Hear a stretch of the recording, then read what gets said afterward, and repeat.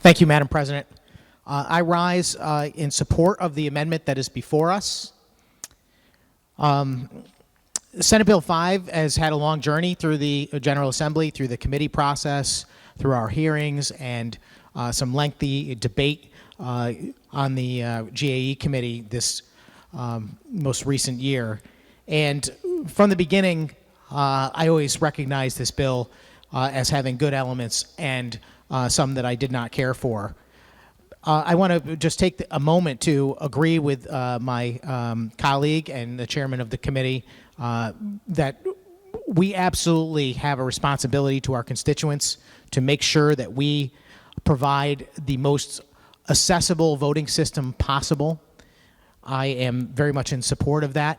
Our system should be completely accessible by every person, regardless of their background or their location in this state. But it also must be a fair system, and it must be a system that our citizens can rely on to know that the vote will be accurate, that it will be truthful, and that there is no question about the results. And I believe that this bill moves us somewhat in the right direction and has some questionable parts that we'll get into. But the amendment that's before us, Madam President, I believe is a tremendous gesture of compromise on behalf of my colleague, and I am sincerely appreciative of her taking my recommendations in some of these areas and improving this bill dramatically. I think I mentioned in the hallway that this was a red alert bill to me last week, and now I don't even know if it's a yellow alert bill at this point. I probably will not support the underlying bill, assuming the many amendments that I will offer tonight are not passed. But I do want to say that I am sincerely appreciative of my colleague. She represents a majority that can easily pass legislation that I would not like. And the underlying bill may just as well have passed this chamber, although it would have received a considerably more aggressive amount of opposition. But I am very, very appreciative of the desire to work together as much as possible to make a better product, I think, in the end. Just to go over what the amendment does, really, it removes a lot of sections. There were many of my constituents that contacted me regarding some prohibitions on firearms, near polling locations. Election day as a holiday sounds like a great thing. But unfortunately, it only would apply to state employees and ultimately would result in a cost to taxpayers. So that was something that I objected to. I had some concerns about, the combining of Lincoln and Washington's birthday and so forth.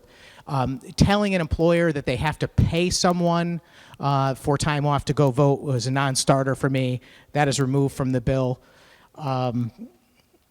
And there's quite a few sections, not even to get into all of them because we're going to go through the whole bill. But I am sincerely appreciative of the changes that were made, and I encourage my colleagues to support the amendment as a gesture of good faith in our bipartisan work here in this chamber. Thank you, Madam President. Thank you. Will you remark further on the amendment before the chamber? Will you remark further on the amendment? If not, let me try your minds. All in favor, please signify by saying aye. Aye. Opposed? And the ayes do have it. Will you remark further on the bill as amended? Senator Sampson. Thank you, Madam President. So as I promised, we're going to just kind of zip through the bill section by section and talk about some of these items. So the very first few sections of the bill, and I said this was a large bill, and it really is. It has 50 sections, at least to start with. I don't know what it comes out to after the amendment, but the very first few sections have to do with what was referenced as automatic voter registration. Now, I'm not opposed to the policy of having automatic voter registration. I think that it's a good policy. I think we should try and find ways to be as inclusive as possible when trying to encourage our citizens across Connecticut to take part in the electoral process, and getting them registered to vote is the first step in that process. Again, sometimes the devil is in the details. So I do have a couple of questions, if I might, through you, Madam President. In the, just for reference to my colleague, the chairman of the GAE committee, I'm going to be looking at the file copy just for the ease of knowing where we are in the bill. I hope that works for you. Anyway, lines 53 through 64, there's a paragraph there about establishing the electronic system for voter registration. My question is, on line 60, there is a statement that says that the Commissioner of Motor Vehicles shall provide an electronic system subject to the approval of the Secretary of State to effectuate the purposes of Subdivision 1, which is registering people to vote. Regarding application for admission of an elector, I hate to read the whole paragraph, except that the condition that the applicant state and attest to meeting each eligibility requirement may be waived. And this is the part that I'm asking about. It says, for any such eligibility requirement verified independently by the said commissioner through a federally approved identity verification program, which I'm completely fine with. I think that makes sense. But then it says, or other evidence acceptable to said commissioner. And to me, that just raises a red flag as someone who's concerned and wants to make sure that we are using legitimate identification purposes to make sure that we have the proper information before we register someone to vote. What is other evidence? Through you, Madam President. Senator Flexer. Through you, Madam President, first of all, I'd say that broadly, this section is codifying the current practice. So this is already taking place at our State Department of Motor Vehicles, as my good colleague knows. And so I believe that the line he's referencing has to do with the two different systems that are currently in place when the Department of Motor Vehicles issues driver's licenses. I'm not an expert on our DMV statutes, but I believe what it talks about is the federally approved identity verification program. So that's the Real ID system that people have to present certain documents in order to qualify for that Real ID. But as the good senator knows, you can still get a driver's license in Connecticut that is not part of that federal Real ID system. So I believe that that line would refer to those other documents where someone could get a Connecticut driver's license, but not necessarily using documents that meet the threshold for the federal Real ID. Senator Sampson. Thank you, Madam President, and I appreciate that answer. And I think that's a perfectly legitimate answer, but it does leave me with a sense of doubt about what that other evidence still is. I'm assuming that to get a driver's license in the state of Connecticut, you just have to provide, I think it's going back a ways for me, but I think I had to provide 2 forms of identification and go through the class and so forth.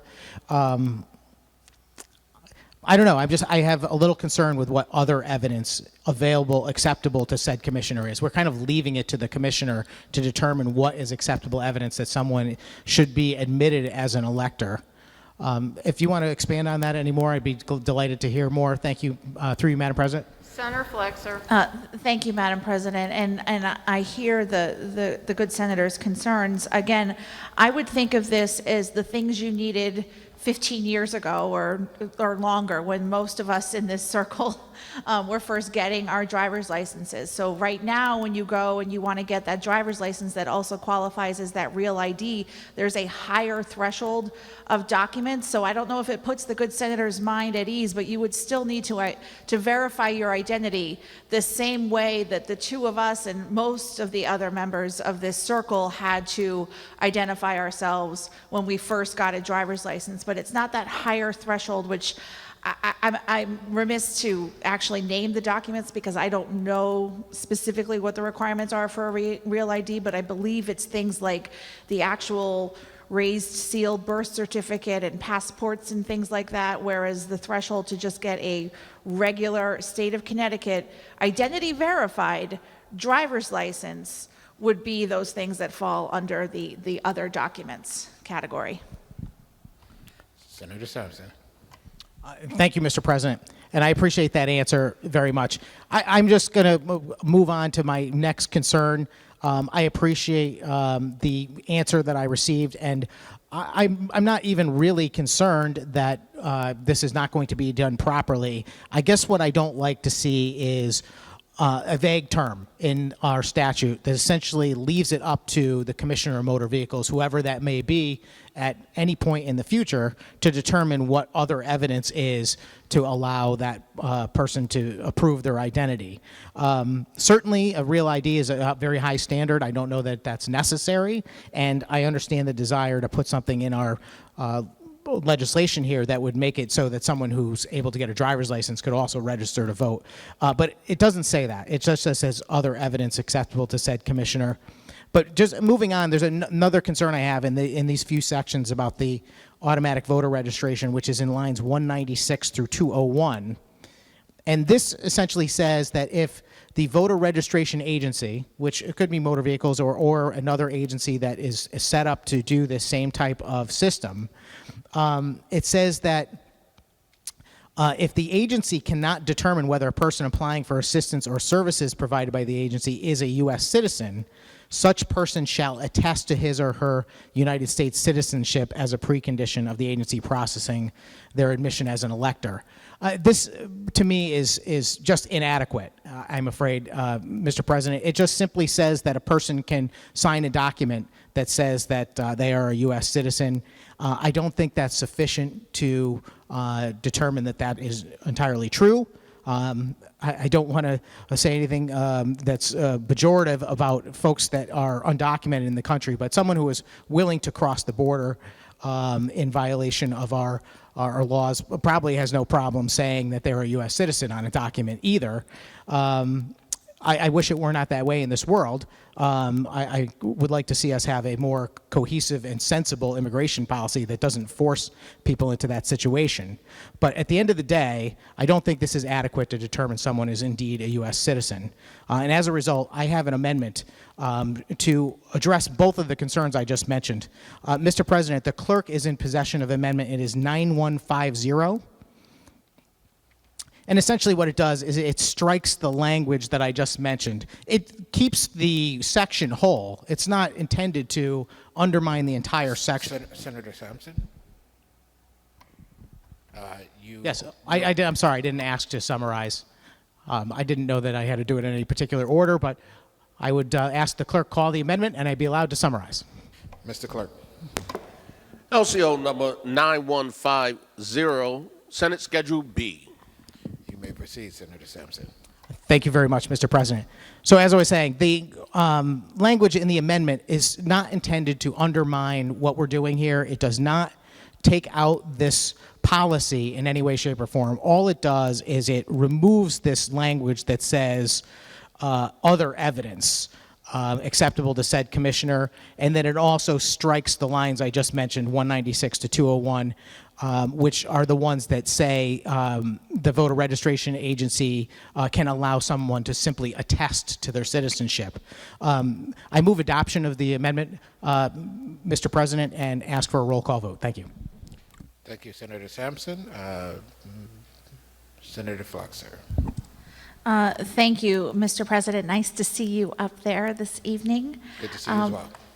Mr. President, we had a nice go in there for a few minutes, Senator Sampson and I, but I have to ask my colleagues to reject this amendment. Thank you, Mr. President. Thank you, Senator Floxer. Would you care to comment? Would you care to comment? If not, Mr. Clerk, would you announce the pendency of a roll call vote? Immediate roll call vote has been ordered in the Senate. This is Senate Bill 5, Senate Amendment B. Immediate roll call vote has been ordered in the Senate. Senate Bill 5, Senate Amendment B. Immediate roll call vote in the Senate on Senate Bill 5, Senate Amendment B. Immediate roll call vote in the Senate. If you could announce the total, the tally.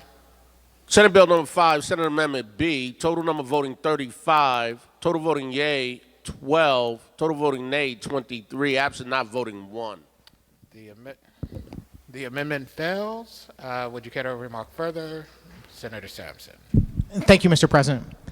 Yeah, no, just to follow up on the previous conversation, I hope anyone watching this understands that there is just a minor philosophical disagreement on some of this policy information It certainly doesn't rise to the level of a dispute. It's just I respect my chairman of the committee very, very much. I just don't see that language as clearly as she does, I guess. And it's as simple as that. And we're going to continue through the bill. And I have no doubt that there are going to be levels of disagreement that are very minor to very major, but they are always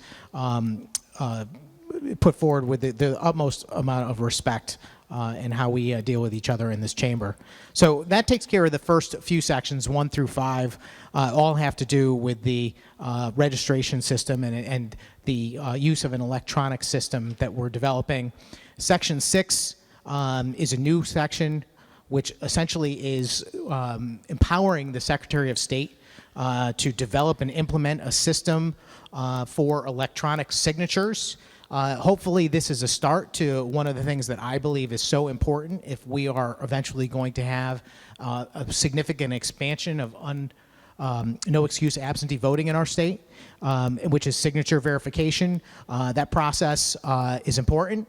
If we're going to provide increased access, we also have to have the proper ability and protocols to go along with it. And I believe this is a good start towards that. Section 7,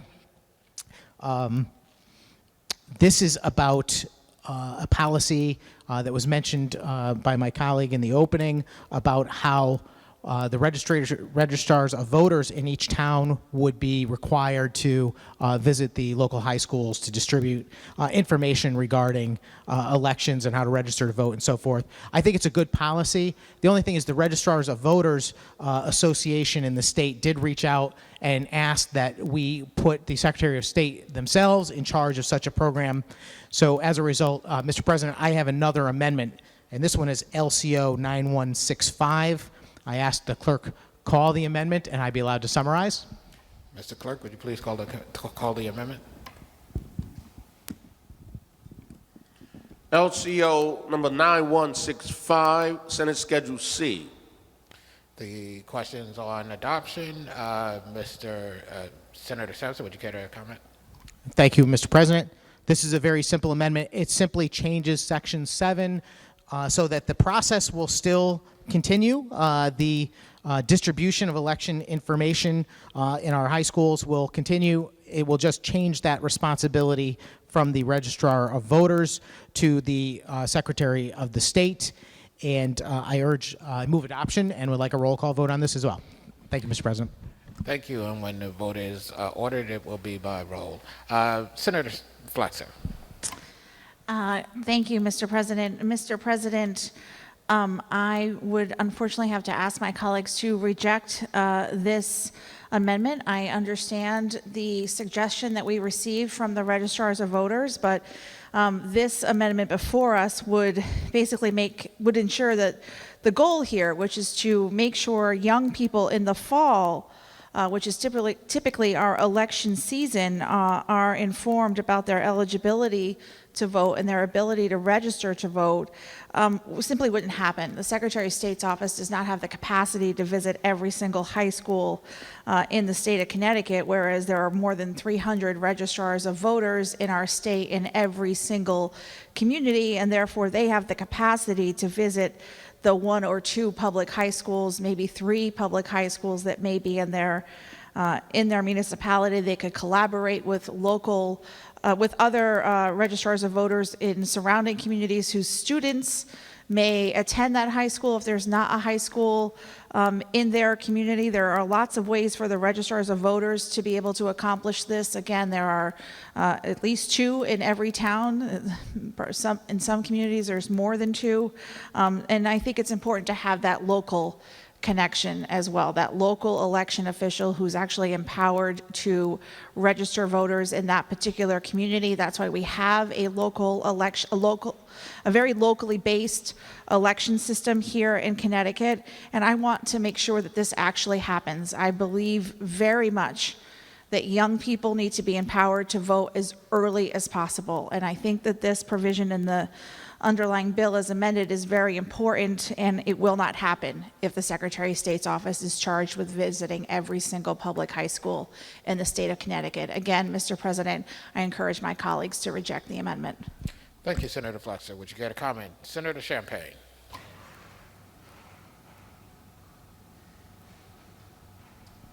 Thank you, Mr. President. I was listening to this, and I have concerns that, is this, through you, Mr. President, to the proponent of the bill, is this, putting this on the Register of Voters, this is going to be a requirement of the Register of Voters, and are they going to be responsible for any expenses? Senator Champagne, for clarification, we are on an amendment, the proponent of which is Senator Sampson.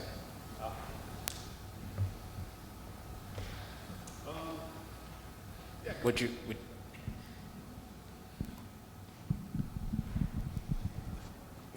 Senator Sampson. Yeah, thank you, Mr. President. I'll do the best I can. The language that is in the bill is not mine, and I'm attempting to amend it because I don't care for the language that is in the bill. And then that is precisely the reason, is that clearly the Registrar of Voters spoke up. They contacted me asking to change this so that the Secretary of the State would take on this responsibility. And I think it's simply because they don't have the resources either.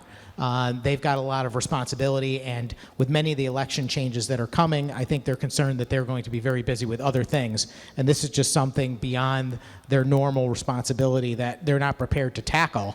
Whereas the Secretary of the State might have access to much more in the way of dollars as far as resources and the ability to disseminate this information. So I don't really know what the extent of the requirement would be. The language is somewhat vague, but I do read it to mean that they would absolutely have to visit each school and distribute each year on the fourth Tuesday of September this information, and I don't know that they have the manpower for that. Through you, Mr. President. Thank you, Senator Sampson. Senator Champagne. Thank you, Mr. President. And now I'm going to ask the same question to Senator Flexer, the good chairwoman.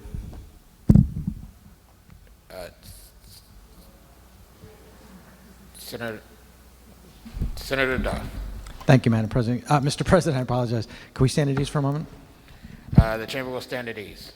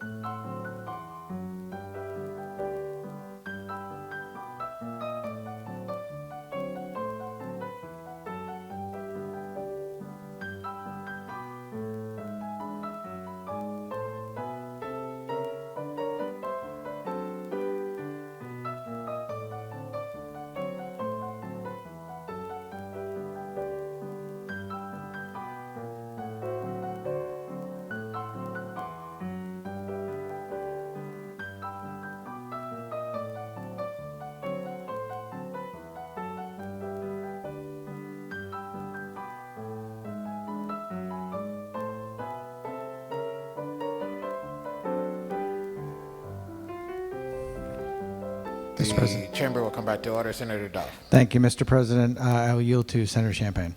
Senator Champagne. Thank you, Mr. President, and I will withdraw that question. This is putting a burden on our local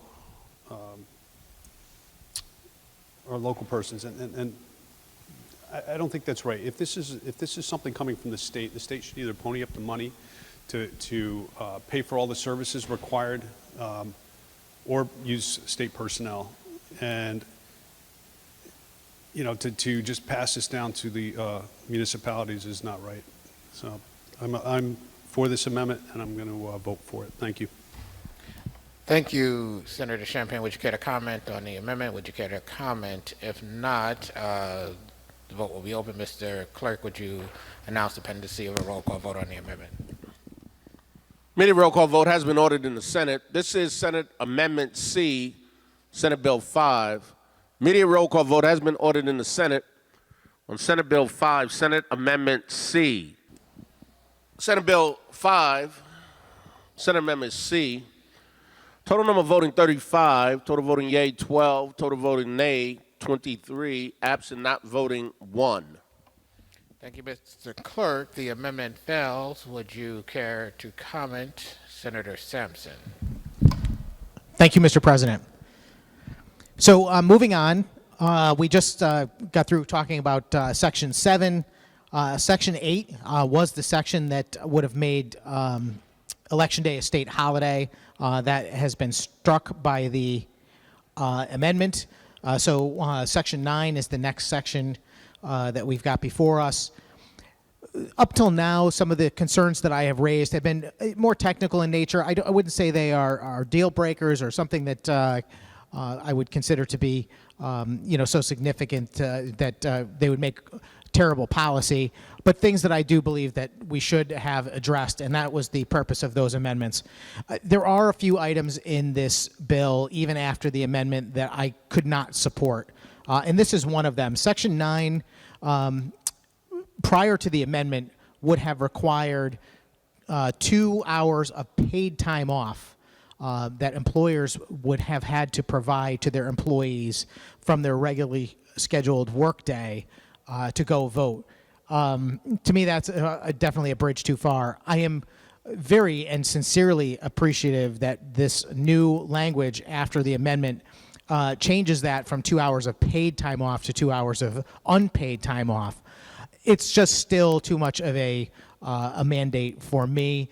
It's not so much that I don't think employers should provide time off to their employees for election purposes. And in fact, I think most employers would do that out of courtesy and respect for their employees. I just don't believe it's our place to say so. It's just a fundamental belief that I have that the employer-employee relationship is between them. And, if we are going to interject ourselves for some purpose, it has to be the highest of purposes, which is, protecting someone from harm or public safety. To be dictating to an employer and an employee, for that matter, what that relationship should be as far as their time off, even for something as important as Election Day. We are on the precipice of having early voting in the state. We already have 45 days worth of absentee voting, which someone that was unable to get out of work would be able to take advantage of. I don't see a reason for this, and I do believe it inserts the state of Connecticut in a place where we do not belong, frankly. And as a result, I have another amendment, Mr. President. This one is LCO 9151. I asked the clerk if he would be kind enough to call that amendment, and if I have leave of the chamber to summarize. Mr. Clerk, would you call the amendment? LCO number 9151, Senate Schedule D. Senator Sampson, on adoption. Thank you, Mr. President. Very simple amendment. Strike Section 9 in its entirety, so there would no longer be a provision that would require, essentially that's the problem too, is that it's not so much about whether it's a good idea for an employer to do this, it's about whether or not this body should make it a law that they must. Whereas I think that's a relationship that those two parties, the employer and employee, should work out for themselves. This amendment strikes Section 9 in its entirety. There would be no time off requirement for employers. I move adoption and would like a roll call vote. Thank you, Mr. President. Thank you, Senator Sampson. When the vote is cast, it will be cast by roll. Senator Fluxer. Thank you, Mr. President. Mr. President, I would urge my colleagues to reject this amendment. And this section of the bill in particular speaks to one of the thoughts that I referenced in my opening remarks on the bill and on Senate Amendment A. I think that sometimes those of us who are so privileged and honored to be able to serve in this state Senate can forget what it's like to not be very, very focused on Election Day. If we are involved in politics, we are focused on Election Day, most certainly when our names are on the ballot, but we're also often very focused on Election Day when other people are being chosen for office in an election. And I think it can be hard to understand the chaos in life that happens for people where it can be really hard to balance everything that's going on and make sure you exercise your right to vote. And so I think this provision represents a compromise. The original bill did require that an employer give 2 hours of paid time off. We tried to listen to all sides on this issue, and that's why the amendment that we adopted changed this section so that it's unpaid time off. But again, I think it's important to remember that not everyone is as squarely focused on exactly which day is election day. I had an experience just a couple of weeks ago. Like many of us, I live in a town where our municipal budget is adopted by a referendum of all the people in town coming out to vote for the town budget and the school budget.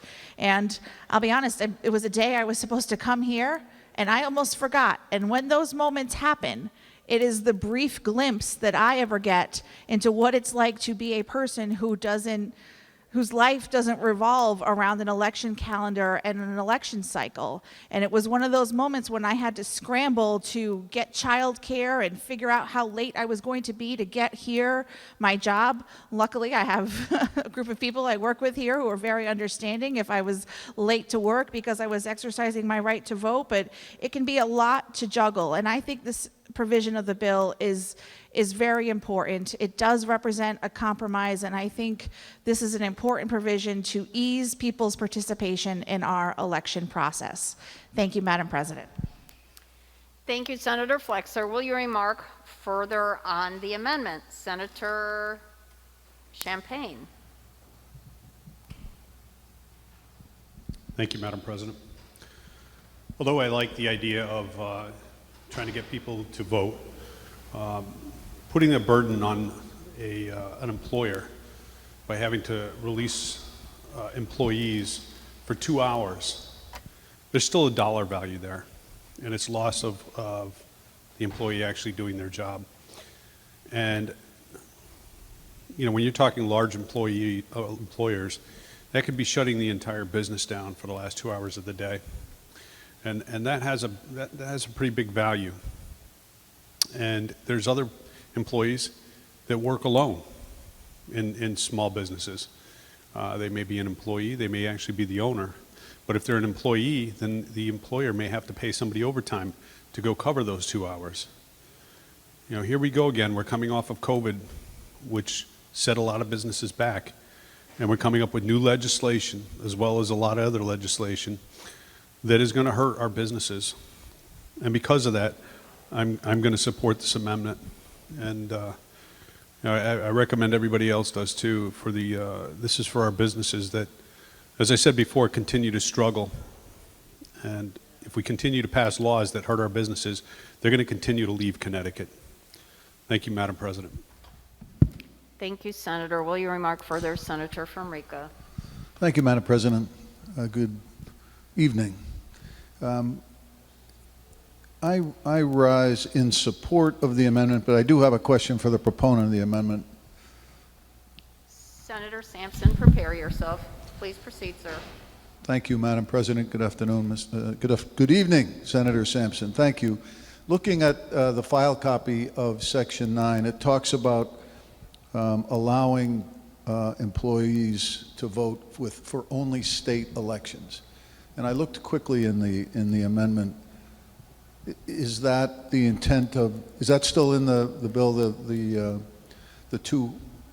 2 hours through you? Would it be just state amendment? I guess is what I'm trying to say, Madam President. Senator Sampson. Thank you, Madam President, and good evening to you, Senator. Again, this is not my language, but you are looking at the proper section, which is Section 9 in the file copy. The amendment that I have proposed is to remove that section in its entirety, which would eliminate the requirement for any mandate on businesses for time off, paid or otherwise. The extent to which elections are covered I'm reading this section myself.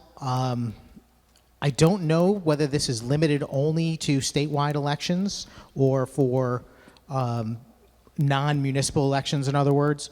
But either way, I believe the amendment is valid, and the same argument I would make either way. Through Madam President.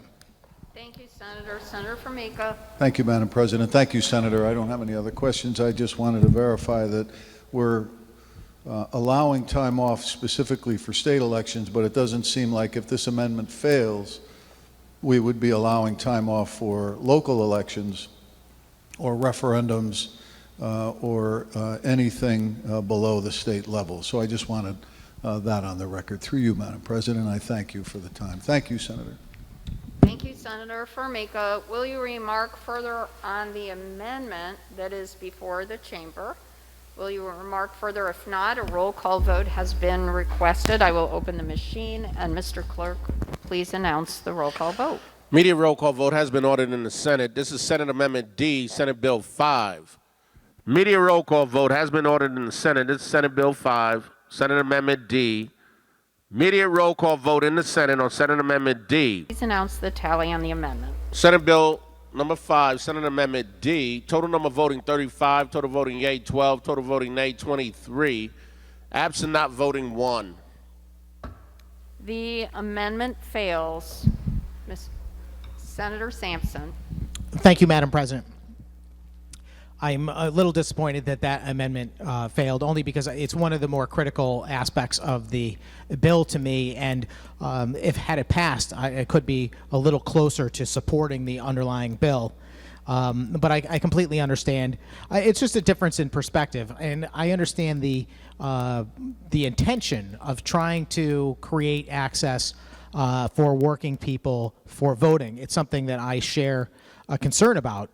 But at the same time, I don't agree that it is right for us to choose who to place another burden upon in exchange for that. And I do believe that there are plenty of mechanisms in place to allow people access to voting between, as I said, early voting is coming, no excuse absentee voting may be coming also. We already have very lengthy hours for voting, as well as 45 days of absentee voting that would make someone eligible. I don't believe that that was a necessary provision of this bill, and unfortunately one of the things that prevents me from supporting it. The good news, this is a long bill, as I had mentioned. It's 50 sections, and that was section 9. And just moving on, the next couple of sections are not significant. And a couple of them have been removed. I believe Section 13, for example, was removed. This is something I'm pleased about. Section 13 was one of the sections that created a prohibition on someone carrying a firearm within 200 feet.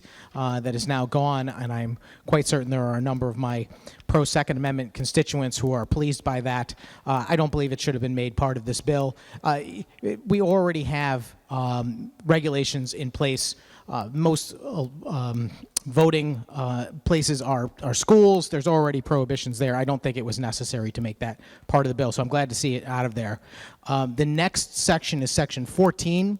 And I will speak about that in conjunction with sections 15 and 16 also. These are the three sections that have to do with the restoration of electoral rights for those folks who have been incarcerated but are still subject to parole, special parole, release or furlough, and also those folks who may have had their electoral privileges suspended because they have fines or they owe restitution, something like that. These concepts have been a perennial bit of legislation that we've talked about in this building. And sometimes they come together like this, and sometimes they're broken up by individual, parole versus special parole versus fines, that kind of thing. This takes kind of a giant leap all at once, in my opinion, Madam President.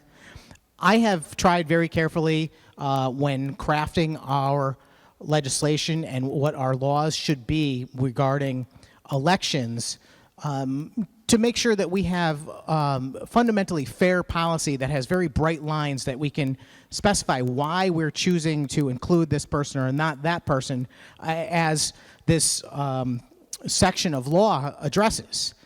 To me, I believe very sincerely that if you have satisfied your debt to society, you have committed a crime, but then you were sentenced, you served your time in prison, parole, you've paid fines or restitution, you should absolutely 100% have your voting privileges restored. I have no qualms with that whatsoever. In fact, I'm a strong advocate for making sure there is an effort to encourage those folks as part of their reentry into society at large as productive members to participate in the electoral process.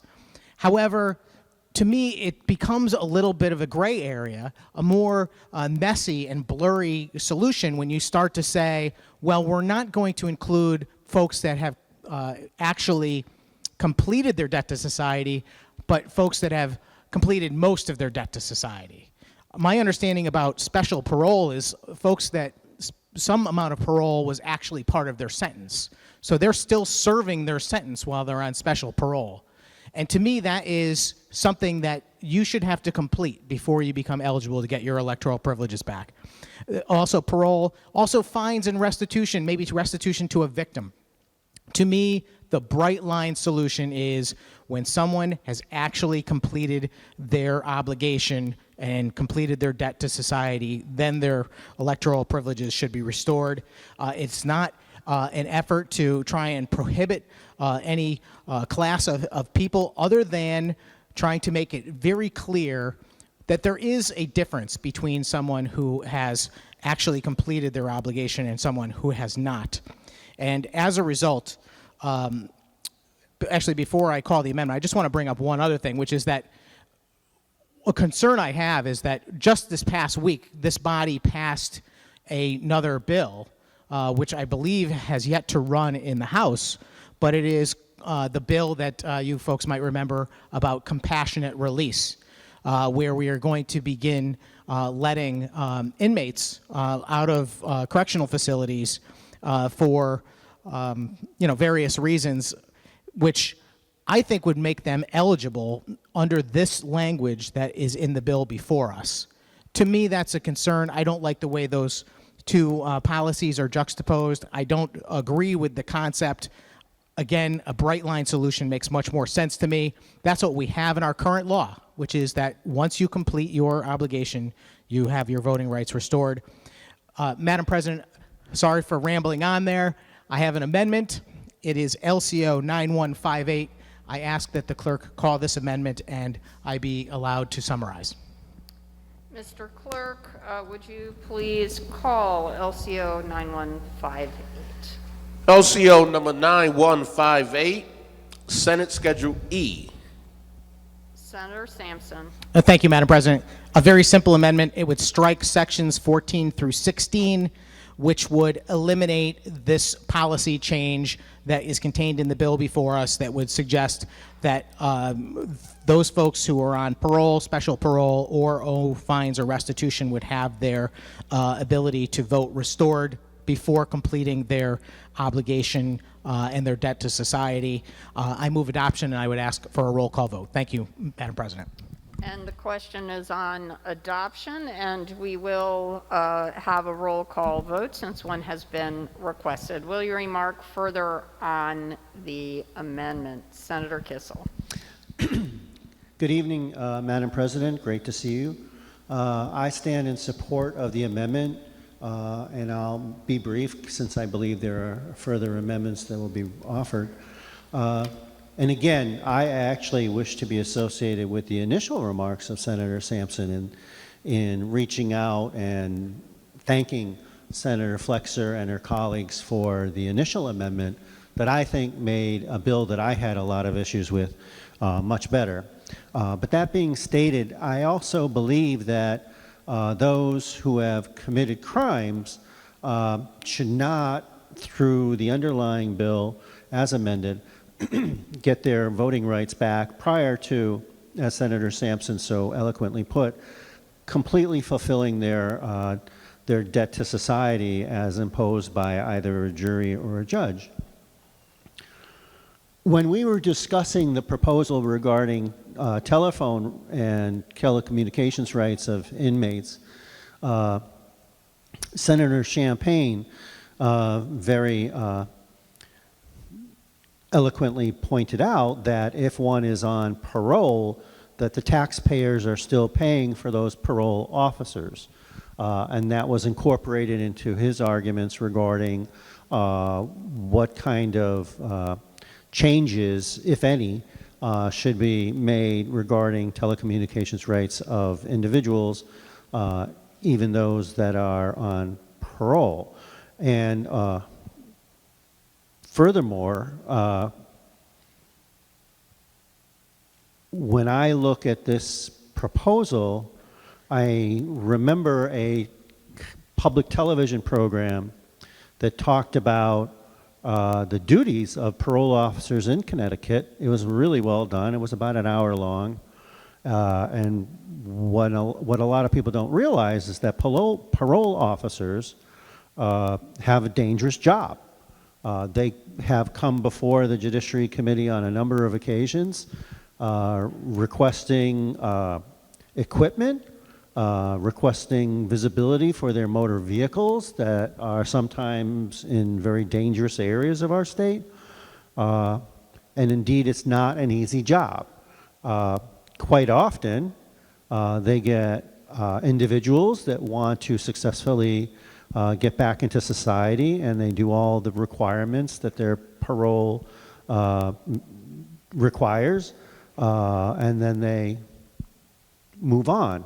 But there are individuals that are have been previously convicted of extremely serious felonies that are now on parole, and they require very diligent monitoring and check-ins and things of that nature, such that they do make a successful transition and that they appreciate the fact that they're in that stage between being behind bars of a correctional facility and being completely free in a free and open society. And it's that in between period. I also, and it may seem surprising, have concerns regarding the lack of complete restitution and other requirements imposed by, again, a court or a jury, or if it was through a plea bargain, through some agreement with with a state's attorney. Because in those matters, unlike, which can be really bad, but a crime against property, and somebody typically owns or has some interest in the property, so it is a loss. But if there's restitution involved in the punishment, that means that there's an ascertainable dollar figure that's been ascribed to whatever criminal charges have been pled guilty to. And so someone is truly suffering a financial harm.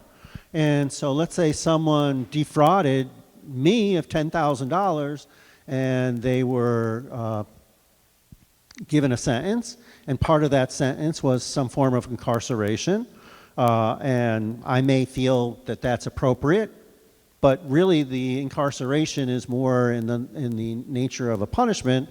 It doesn't really do anything for me, so the court or the jury or the state's attorney in a plea bargain situation might say, and you, Mr. or Mrs. or Ms. Prisoner or convictee, owe victim, Mr. Kissel, $10,000. Okay, and so let's say they've made restitution of $5,000, but they still owe me $5,000 before their record is completely behind them, and that sentence has been completed. You know, and what the underlying bill does, as amended, to my understanding, is that that individual would still get their right to vote. And to my mind, I'm still owed $5,000. That just doesn't seem fair. I'm the innocent party as the victim whomever that victim may be. I'm just using myself as an example. So when you really drill down to the nub of it, what the underlying bill as amended would do is to give a right, a privilege, a benefit, something that we all revere, the ability to cast a vote, to someone who perpetrated a crime and was found guilty of that crime, and I, or whomever the victim in that matter is, has not been made whole. And to me, that just doesn't seem fair. I agree with Senator Sampson that I feel much more comfortable philosophically and from a jurisprudential point of view as far as how we handle crime and punishment issues in Connecticut, that an individual should successfully complete all the requirements imposed upon them when they are judged guilty of any serious crime. So there's a whole group of individuals that now would have their right to vote by this legislation, if passed into law, granted back to them, whereas the other part of the story, if not untold, has not been fulfilled, such that there's balance on both sides of those scales that typically is depicted by a female blinded by a blindfold, weighing both sides of that scale, the scales of justice. And so we are putting something on one side, the side of the perpetrator of the crime, and to my mind, that now scale of justice would be out of balance. So the last point I want to make is talking to advocates for electoral reforms, called reforms from their perspective. There's also a belief by many, although not quite clearly evinced by the underlying bill as amended, but there's an incrementalism, and I used to be the ranking member of the Government Administration and Elections Committee, the Senate co-chair at that time. And this is like the bizarro world in that Seinfeld episode, because I am standing now where he sat, and that was Senator Bozek of New Britain. And it's just weird that as we're evolving through the pandemic, that I'm now standing next to where I typically sit, and now I'm standing over here. But that being the case, over the years, advocates of change have indicated that not only would they like to see the changes in the underlying bill before us as amended, but they at some point would like to see people on probation have the right to vote and people incarcerated have the right to vote. They really don't think anybody should be punished in any way, shape, or form by losing their right to vote.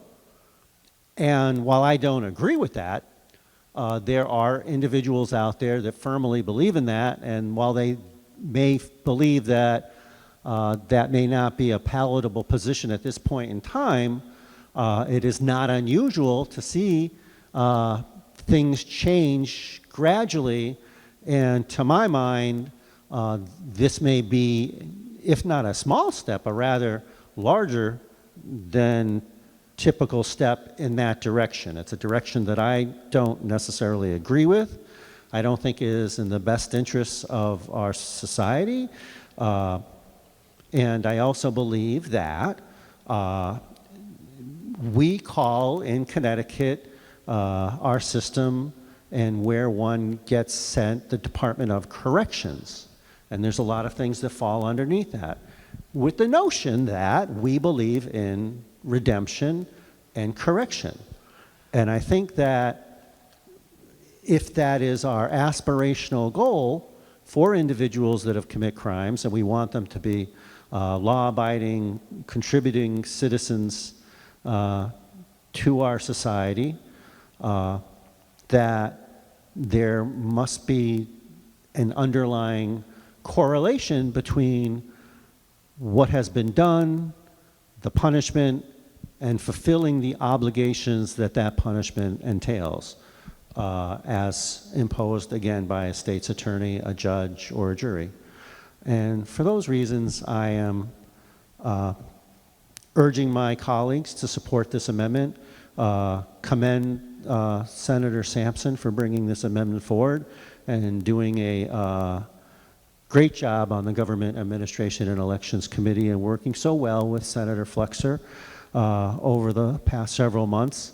But on this particular matter, I think that the underlying bill could be made better if this amendment is adopted. Thank you, Madam President. Thank you, Senator Kissel. Will you mark further Senator Flexer? Thank you, Madam President. Madam President, I rise to encourage my colleagues to oppose this amendment. And I would say a couple of things in response to the remarks that we've already heard on Senate Amendment E. I appreciate the remarks of my colleagues about this amendment, but I would say that I do agree with one point. There needs to be a bright line. And right now in Connecticut, we do not have a bright line. Right now, we treat people who are on probation, which is very similar, and it's something a judge may choose to have be a part of a sentence the same way they might choose to have the possibility of parole be a part of a sentence, or special parole that might be chosen instead of probation. Right now, that line is very fuzzy in Connecticut because people who are on probation can have their electoral rights restored, and people who are on parole cannot. The underlying bill states very clearly that once you are no longer physically incarcerated, you can have your electoral rights restored unless you are convicted of a crime against the public trust. And so I think that we need to reject this amendment so that there is a very clear line so that people know when they've finished with their physical incarceration, when they're no longer in the physical custody of the Department of Corrections, that they can have their voting rights restored. That will give us the bright line that we're looking for. And so I encourage my colleagues to reject this amendment. Thank you, Madam President.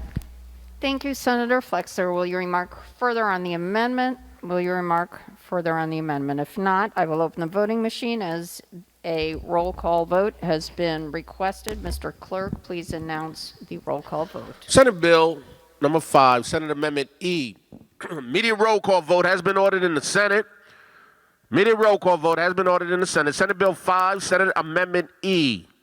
Immediate roll call vote has been ordered in the Senate. Senate Bill 5, Senate Amendment E. Have all the senators voted? The machine will be locked. Mr. Clerk, please announce the tally on the amendment. Senate Bill number 5, Senate Amendment E, LCO number 9158. Total number voting 35, total voting yea 12, total voting nay 23, absent not voting 1. The amendment fails. Will you remark further on the legislation before the chamber? Senator Sampson. Thank you, Madam President. Yeah, so again, very similar to the previous amendment, a little disappointed because that was the other significant issue I had with the bill. As discussed, some of these changes are more important than others, but those two issues, the mandate on businesses and the establishment of voting privileges for those who had not yet completed their debt to society. Those two are the big fundamental issues. So disappointed. Ultimately, that's going to lead to a no vote on the bill for me. But there are a number of other changes that I think are worth discussing. My purpose here today, Madam President, really was to kind of go through this bill section by section, find things that I believe would result in a better set of policies for the state of Connecticut, offer my suggestions in earnest hope that they would be adopted by the majority. I do appreciate the changes that were done with the amendment that has changed the bill. And I don't want anyone to get the impression that I'm not appreciative about those things because I genuinely am. But I do believe these amendments that I'm offering would be further improvements. We are up to section 17 on the bill, page 26 out of 68. The good news is that I think it's going to go a little faster from here. Section 17, I believe, has been removed by the amendment, and that is correct. That was another section that had to do with the requirement for restricting firearms. Section 18 and Section 19 have to do with the requirement for notices regarding elections that have to be provided by town clerks, etc. And I believe those sections are perfectly fine, and I'm in agreement with them. Section 20 has been removed from the bill. This was about telephonic absentees.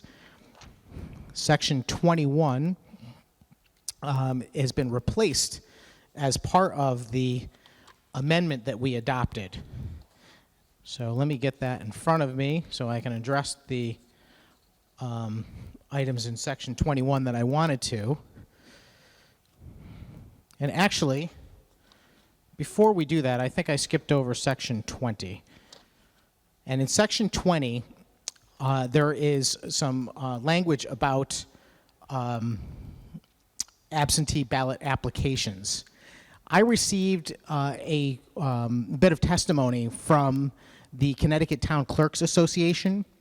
And one of the things that they brought up was that as we venture down this new path of electronic voter registration, they want that system to work seamlessly with the Connecticut voter registration system, CVRS, that is managed by the Secretary of the State, and it helps coordinate all of the different towns. What they have asked in their testimony is that any electronic means of generating an absentee ballot application must work in conjunction with the existing CVRS system and shall have the bar-coded voter identification number prominently displayed on the application. Any electronic system working in unison with CVRS would allow town clerks the ability to receive and promptly process absentee ballot applications. If needed, the bar-coded application may serve as a backup for printing should an electronic outage occur. I took this to heart. I think this is very, very important. I have been a strong advocate of advancing our voter registration system. We know that in the most recent elections, we had problem with folks that are on the voter rolls that should not be there, duplicates, and so on. The thing that we can do to improve that, I believe, is to adopt this advice from the Connecticut Town Clerks Association.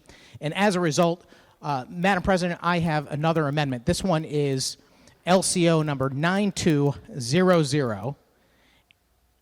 I ask the clerk call this amendment and that I be allowed to summarize. Mr. Clerk, if you could please call LCO 9200, please. LCO number 9200, Senate Schedule F. Senator Sampson. Thank you, Madam President. Very simply, without having the amendment in front of one, it's a lengthy bit of text, but it does pretty much what I've just described, which is to establish this electronic system that will work in conjunction with CVRS and require the addition of the bar-coded voter ID number at the same time. I believe this is a step towards modernizing our electronic voter system. I think it will be very advantageous as we expand absentee ballots in the future, and I urge adoption. I move adoption, and I would like a roll call vote. Thank you, Madam President. Thank you. A roll call vote has been requested. Will you remark further on the adoption of the amendment, Senator Flexer? Thank you, Madam President. Madam President, I urge my colleagues to reject this amendment. Thank you, Senator. Will you remark further? Will you remark further on the amendment before the chamber? If not, a roll call vote has been requested. I will open the voting machine. And Mr. Clerk, please announce the roll call vote, sir. Immediate roll call vote has been ordered in the Senate. This is Senate Bill 5, Senate Amendment F. Immediate roll call vote has been ordered in the Senate on... All the senators voted. The machine will be locked. Mr. Clerk, please do announce the tally, sir. Senate Bill 5, this is Senate Amendment F. Total number voting 35, total voting yea 12, total voting nay 23, absent not voting 1. The amendment fails. Will you remark further, Senator Sampson? Thank you, Madam President. Maybe I'll get one of these at some point. Moving on through the bill, we are up to Section 21. Section 21 is actually completely struck and then replaced in the amendment that has now been adopted. And if I'm reading it correctly, Section 21 does a couple of things.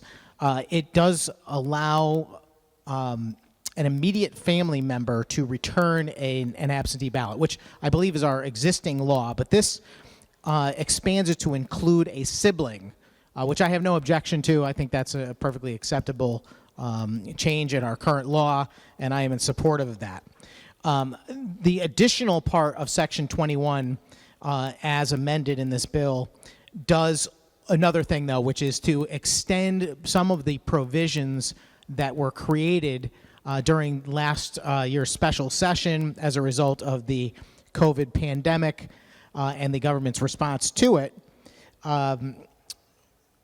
to change some of our voting parameters. One of those things, and I will not belabor this point too much tonight because I've debated it several times on this Senate floor already, which is the addition of drop boxes for absentee ballots. This language is a new addition, and it does allow that those drop boxes to become permanent. That's something that I'm not in favor of. I've testified several times in the past about my concerns about these drop boxes. I don't believe they were ever necessary, I guess, is my major bone of contention with them. It has always been acceptable to return your absentee ballot to the local town hall, the town clerk, and so on, which I don't think is particularly out of the way if you're considering putting a drop box right outside the building, as was done in most cases. And in the case of other drop boxes that may not be right outside of town halls, there's also mailboxes all across our state, which are perfectly acceptable places to drop an absentee ballot also. To me, what you're creating with these drop boxes is an attractive nuisance. If people are putting an absentee ballot into a mailbox, they're just putting that into a mailbox along with a lot of other mail. If you are putting absentee ballots all in one specified location that is out in the public, in the case of a drop box, and some of these are not monitored very closely, they are wide open during elections. If we have early voting, that means that there will be periods of time where they may contain ballots overnight, over the course of a weekend, et cetera, where they're not being emptied, they're not being monitored, and I would hate to see something happen, because I think if something does happen, it will create a problem. Now, thankfully, Madam President, we did not have any problems in the most recent two elections, and I think that is a tremendously fortunate thing. But I have grave concerns that these drop boxes are indeed an attractive nuisance, and ultimately someday we might have a problem with them. As a result, I have offered an amendment. This one is LCO number 9160. And again, I ask the clerk to call this amendment and that I be granted leave of the chamber to summarize the amendment. Mr. Clerk, if you would please call LCO 9160. LCO 9160, Senate Schedule G. Senator Sampson. Thank you, Madam President. This is a very straightforward amendment. It simply modifies Section 21 to no longer make absentee ballot drop boxes permanent. That's all it does. I move adoption, and I would like a roll call vote. And there will be a roll call vote, and the question is on adoption. Will you remark further, Senator Flexer? Thank you, Madam President. Madam President, I would urge my colleagues to reject this amendment. As I stated in the beginning of the debate on the underlying bill and the amendment that was adopted, Amendment A, I believe making the drop boxes permanent is an important thing to do, both to protect the boxes themselves and the resources that were spent and the effort that's been made by all of our municipalities to have these drop boxes in our in all of our municipalities. It's also important to utilize the resources that our Secretary of State was so smart to get in order to have these permanent drop boxes, or excuse me, these drop boxes, which I believe should be permanent. And I would also just say that I think that the drop boxes are important because they can cut down the amount of time you need to process an absentee ballot. During last year's election, there was a lot of concern about mail service and the timeliness of mail service. And hopefully, those concerns about how quickly mail can be delivered will be alleviated, and our Postal Service will continue to improve those times, and we won't have as grave concerns as many voters did last year.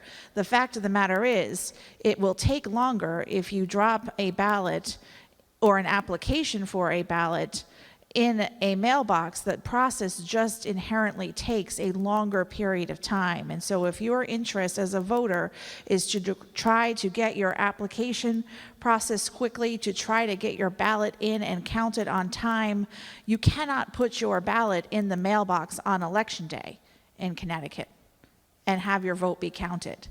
But if you put your ballot in the drop box, your vote will be counted. I think that's the critical reason why these drop boxes should be made permanent. It gives more people time to vote by absentee ballot and have the confidence that their ballot has in fact been delivered to the town clerk and that their vote will be counted in that election they took the time to participate in. Again, I urge my colleagues to reject this amendment. Thank you, Madam President. Thank you. Senator, will you remark further on the amendment? Will you remark further on the amendment? If not, the machine will be open. Mr. Clerk, please announce the roll call vote. Immediate roll call vote has been ordered in the Senate. This is Senate Amendment G, Senate Bill 5. Immediate roll call vote has been ordered in the Senate on Senate Amendment G, Senate Bill number 5. Senators voted. Have all the senators voted? The machine will be locked. Mr. Clerk, please do announce the tally on the amendment. Senate Bill number 5, LCO 9160, Senate Amendment G. Total number voting 35, total voting yea 12, total voting nay 23, absent not voting 1. Amendment fails. Senator Sampson. Thank you very much, Madam President. So, again, another amendment that I believe was important. I just want to state for the record that my concern over the drop boxes is really, as I stated, a concern about whether or not they will create future problems for our election system. I certainly respect the chairwoman's comments about timing, but I would point out that mailboxes are actually picked up on a daily basis. In fact, I think there's a minimum of twice a day that they are picked up. And these drop boxes are not monitored, and they there's no requirement within any of the statutes or this language here about when they would be emptied. So these are some concerns that I have. I hope going forward that we can, at least if there are going to be drop boxes, we can fine-tune the policy in a way that is going to prevent any future problems from coming up. Much in the same way as the next few sections of the bill, I'm very pleased to see the next few sections. Section 22 was removed from the bill. This had something to do with the sorting of absentee ballots, which I don't disagree with this policy. I think it's just we all understood that we've got to kind of figure out how this is all going to work and fit together before we jump into writing the policy. So I'm pleased that we've kind of put a pause on that section. Moving on, section 23, I've got no issue with that. Section 24 has been removed from the bill. 26 had to do with the timing for someone to correct their ballot. I'm very pleased to see this section removed. We had made changes during the special session to actually reduce the ability for someone to go ahead and pull back an absentee ballot. The current law is I believe, Election Day at 10 a.m. And because of the number of absentee ballots and the influx of mailed-in ballots, I think that we modified that to be 4 days ahead of that time, so Thursday at 5 p.m. This would have made that the law going forward, and I'm pleased to see it removed. I don't know exactly how it's all going to work out in the future, but if we can accommodate the current law, which is the maximum convenience for voters, I think that's the best solution. So that brings me to Section 27. Section 27 is something we've debated in the Government Administration and Elections Committee year after year, and I certainly respect people that are concerned about the information that is provided on our voter rolls being used for nefarious purposes. I don't share the same concern. The information on our voter rolls is someone's name, address, and date of birth. This information, as far as I'm concerned, is out there. I think most people put this information out there publicly themselves in the form of social media and things like that. And my understanding from talking to people that are actually in the industry of fighting identity theft and fraud, they use this information as a mechanism to fight fraud. So I think we just have a minor philosophical difference on this section, which would limit the amount of information that is provided. I have received a notification both from the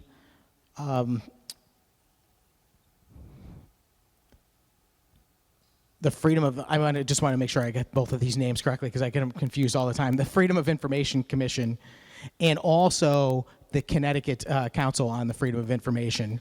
Both of those organizations, one is the official state organization and one is an outside organization. Both of them have asked that Section 27 of the bill be removed.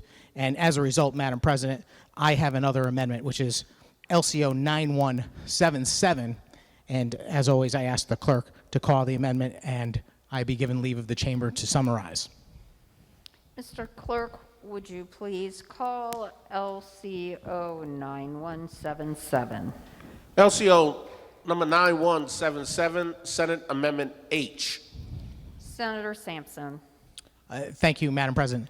Again, this section would limit the amount of information that is given out by the Secretary of State as far as the voter list goes. One thing about this language I'll mention before I actually describe the amendment more clearly. It says used for a governmental purpose, this as determined by the Secretary of the State. Again, this is another situation where I believe we're giving the Secretary of the State great latitude in making a determination about what she believes is an acceptable governmental purpose. Overall, I agree with the two Freedom of Information organizations, and I disagree with this policy. The amendment would simply strike Section 27 of the bill, which is all the language I just described. I move adoption, and I would like a roll call vote. And a roll call vote has been requested and will be granted. Senator Flexer. Thank you, Madam President. Madam President, I urge my colleagues to reject this amendment, and I would just say a few things in response to the proponent of the amendment.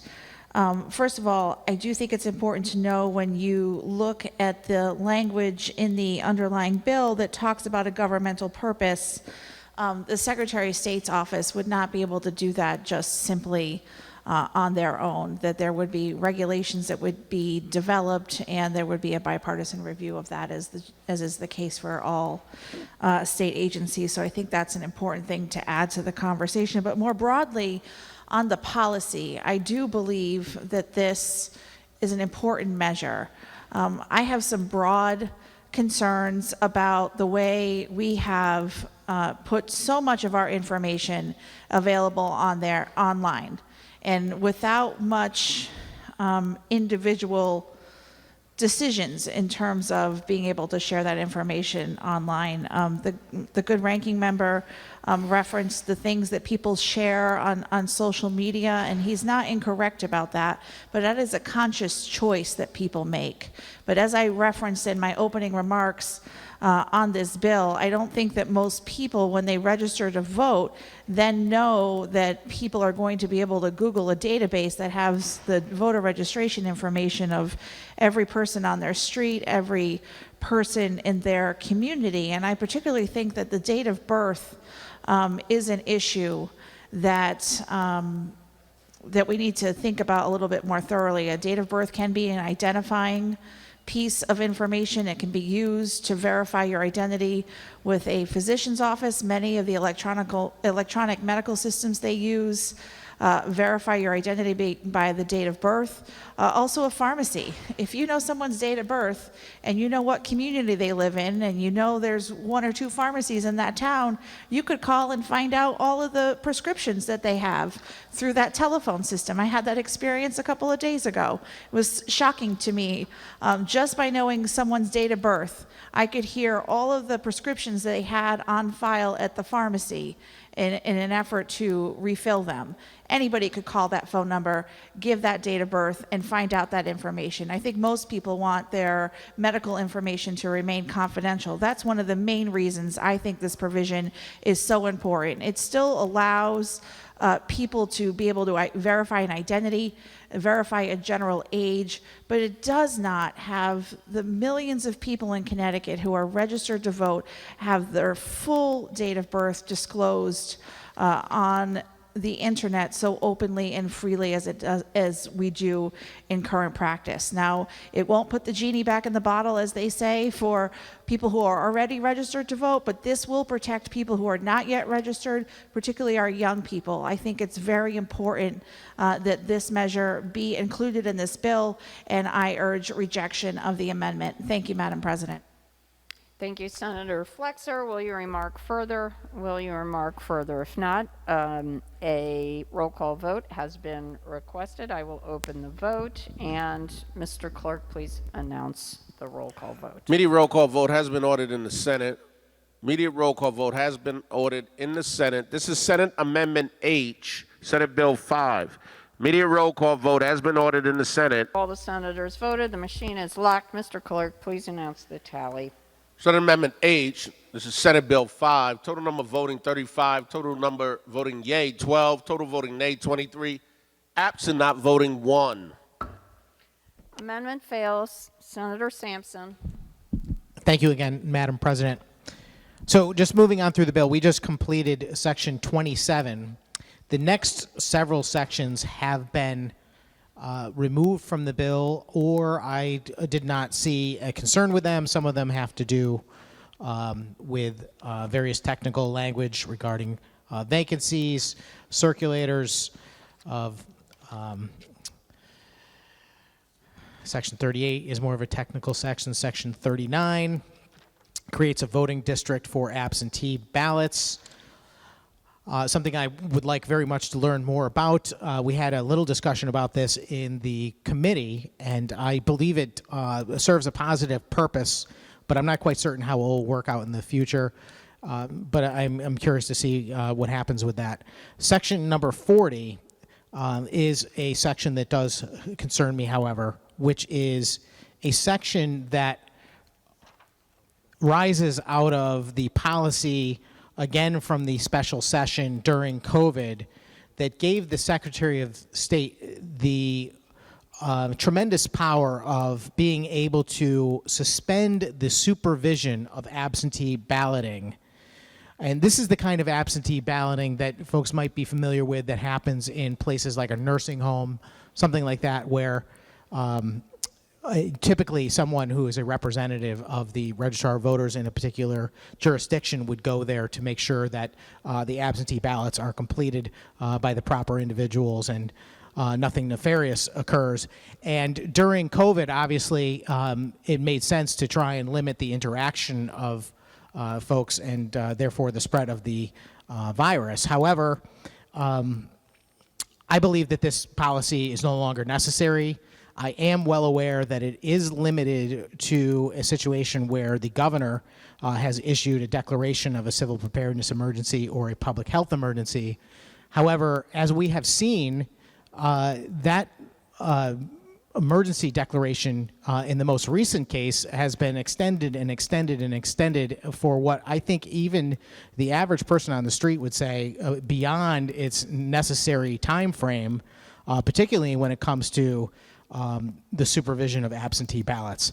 And as a result, I think it is prudent to remove this section and that authority, because we want to make sure that absentee ballots that are completed by folks in these types of settings, nursing homes, other types of institutions such like that, are certainly being carefully processed so that we know that there's nothing, no funny business going on. So as a result, Madam President, I have another amendment. This one is LCO 9178.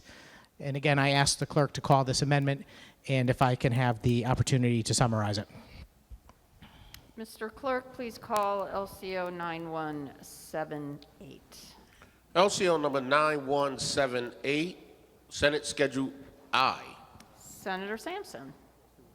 Thank you, Madam President. A very simple amendment. I just described my concern with Section 40. This particular amendment strikes that section in its entirety and therefore eliminates the Secretary of State having this authority to suspend the supervision of absentee balloting. I move adoption, and I would like a roll call vote. Thank you.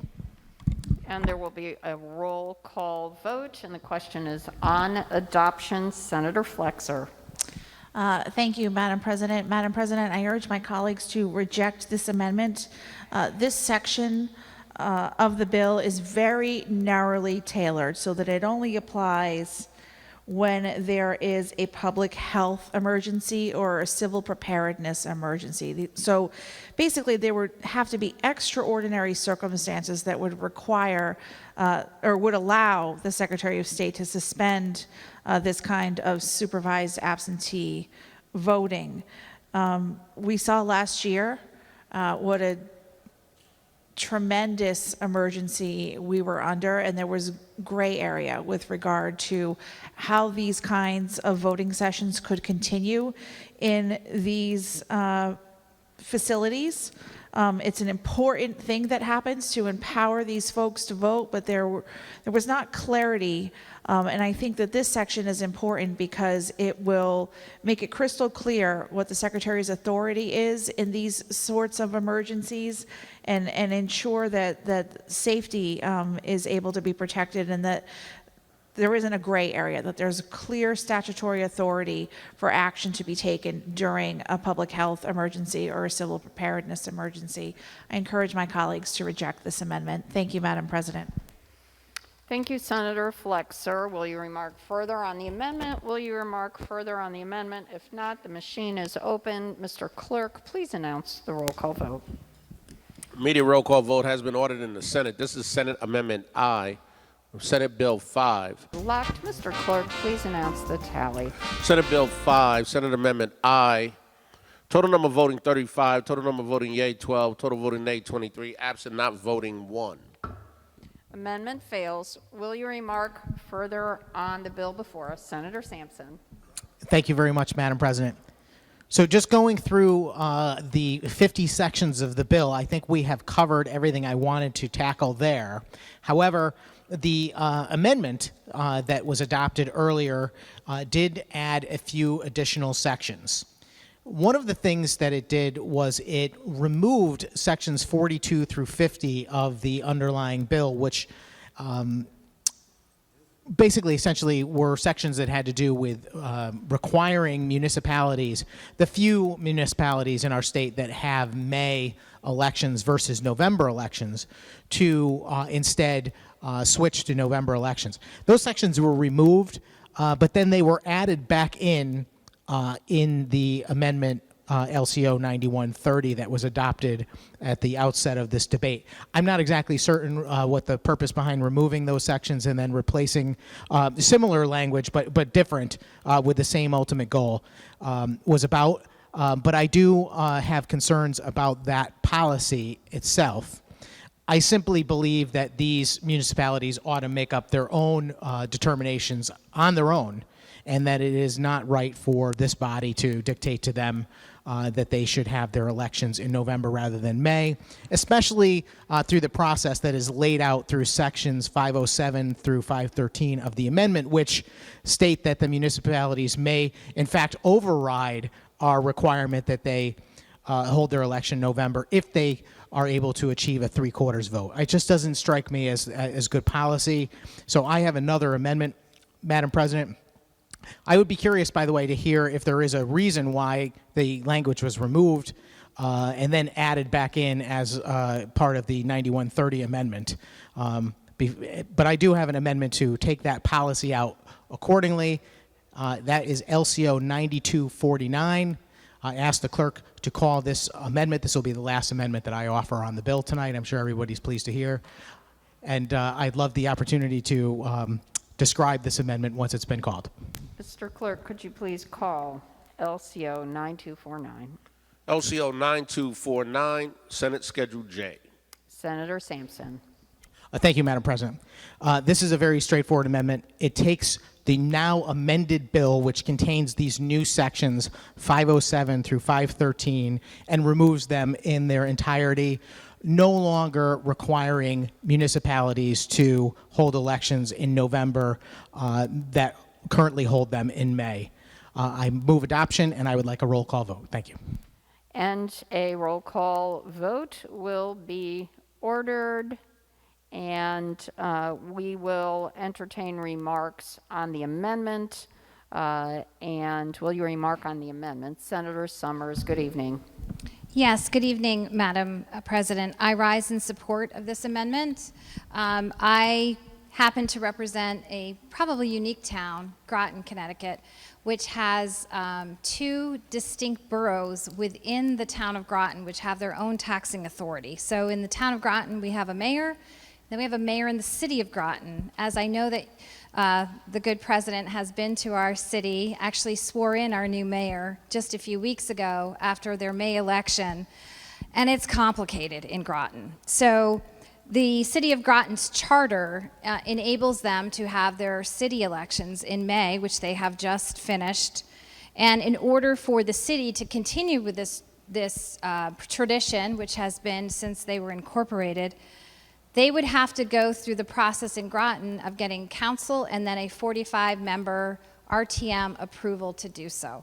I do not understand the reasoning with disallowing municipalities who choose to have their elections in May versus November, why this was actually in this bill and what the reasoning is behind it. And I fully support allowing municipalities to decide how they would like to run their elections and the dates in which they would like to have their elections.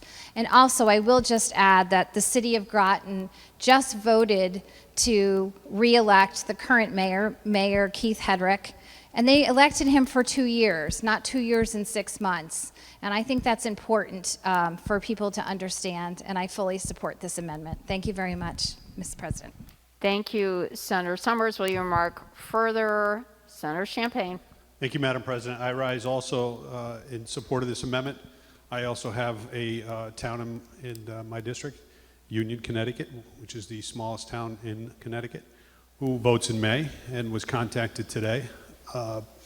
And trying to figure out exactly why the state is interfering with the municipality's right to vote in May and why they would try to pass a law changing that date. I understand that the selectmen can override this, but I don't understand why they would have to do that. If this is being put in place for one town somewhere in the state of Connecticut, then we should have just named that town in this bill and not gone after all of the towns, because I'm kind of thinking that's what's going on here. You know, we overstep a lot up here at the Capitol that I've noticed, and you know, we're doing that with businesses, and now we're actually going into the municipalities and basically saying, you know, your self-rule, now we want to override you. You can correct it if you want, but you know, we think you should do your elections in November, and that's wrong. I know they'll probably override it, Actually, I was told they will. But that's not the fact. The fact is that we shouldn't be stepping in telling them when they should be voting. It's up to them. Thank you, Madam President. Thank you, Senator. Will you remark further on the amendment before the chamber? Senator Flexer. Thank you, Madam President. Madam President, I rise in opposition to the amendment, and I encourage my colleagues to reject the amendment. Madam President, when we began debate on this bill a little over 2 hours ago, I talked about my belief that this bill and Amendment A that was adopted was important for easing people's participation in our elections, for allowing people better access to voting. And I believe that this provision that's being debated in this amendment, Madam President, the amendment, just for clarification, is not on the board. We are in fact debating the amendment, correct? Yes, indeed, we are, and we are debating 9249, and Mr. Clerk, let us make sure that we have that on the board because the good senator is correct. There we are, Senator Flexer. Okay, thank you. So the underlying section of the bill, I believe, is important because it makes it easier for people to participate. Again, I keep going back to this notion that those of us who are so honored by our constituents who elect us to serve as their state senators, we have a different perspective on elections. I mentioned earlier in some of my remarks that we are especially in tune to state elections. We're much more in tune with municipal elections than the average voter. These elections in particular that happen in May have historically low participation rates. I believe it's important for people to know that they can elect who leads their municipality in November. One of the municipalities, or I should say the boroughs, that would be affected by this is in my district, and I can tell you that in Danielson, there are sometimes 8, 10, 12 voters that show up to choose that borough council because it's held on a Monday in May. I remember when I was first registered to vote in Danielson. I had been registered to vote outside of the lines of Danielson, and then once I was registered to vote inside the confines of Danielson, and I was very excited to vote for the first time in my borough elections. And I woke up on a Tuesday morning, I was ready to go over to the library and vote, and guess what? I read the newspaper, and there were the borough election results. Because the election was on Monday. Ask any voter out there in the state of Connecticut, what day is election day? What day is an election held? It's Tuesday. That reason alone is enough for us to have a change on when these elections happened. These elections should be consistent. When municipal elections are held all across the state, they should be held on the same day so that the most number of people can participate. And when the rules are written by people who eat, breathe, and sleep elections, we can sometimes lose sight of that. Now, this underlying bill is a compromise. There was an effort to just mandate that all of these towns now have their elections in November, and I can see the strong merit in that. But we did put a compromise in here that allows for what would have to be a bipartisan vote of the legislative body in these communities to change it back to that first Monday in May. I'm hopeful that most of these communities will not choose to do that. But again, like so many other sections of this very important bill, I believe this is an important provision so that more people have a say in electing their municipal leaders in the communities that would be affected by this. And so, Madam President, again, I urge my colleagues to reject this amendment and support the underlying bill.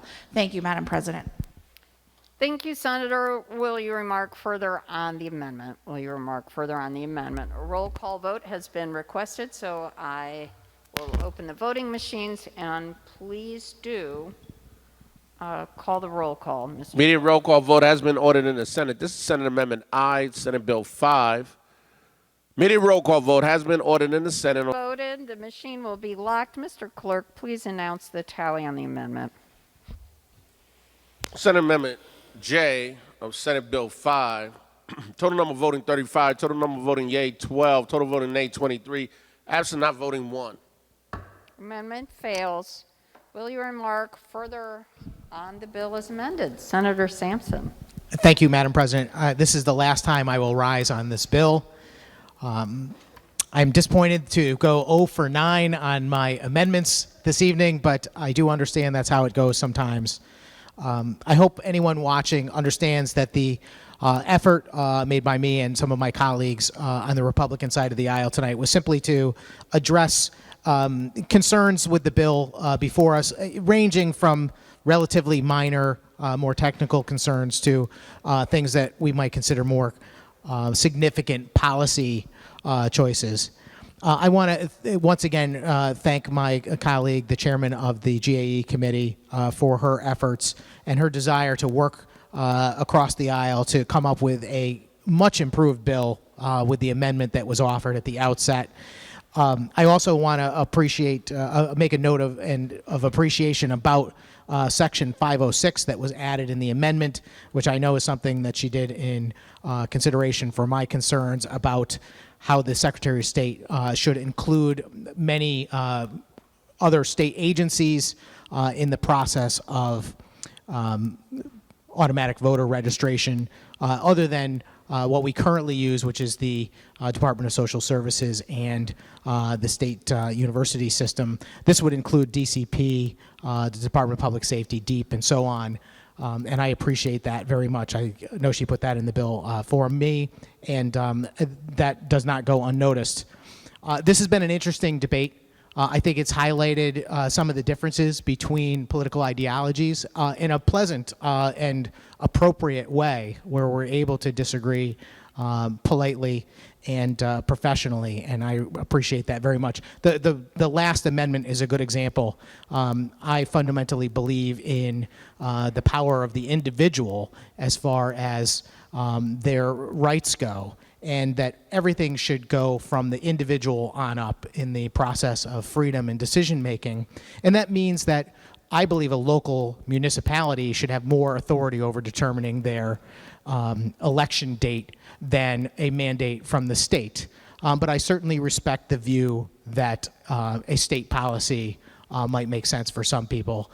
And that's just a philosophical difference, and it's one that I respect, and we have a great opportunity to debate in this circle on occasion, and I appreciate when it goes down in a very ethical and appropriate way.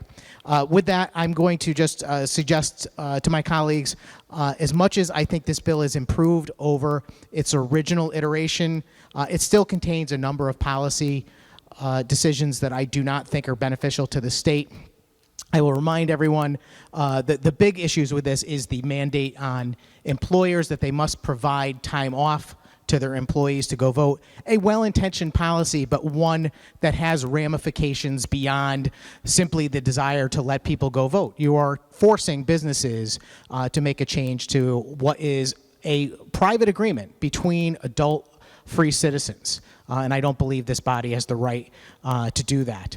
There is also the issue of the continued use of those drop boxes, which I think are a danger, and possibly the number one issue, which I think most of my Republican colleagues would have concerns with, which is the expansion of returning voting privileges to folks who have not completed their debt to society as far as their criminal sentence. With that, Madam President, I will thank the rest of my colleagues for an informative discussion tonight. And again, I urge the body to vote no on this bill. Thank you, Madam President. Thank you, Senator. Will you remark further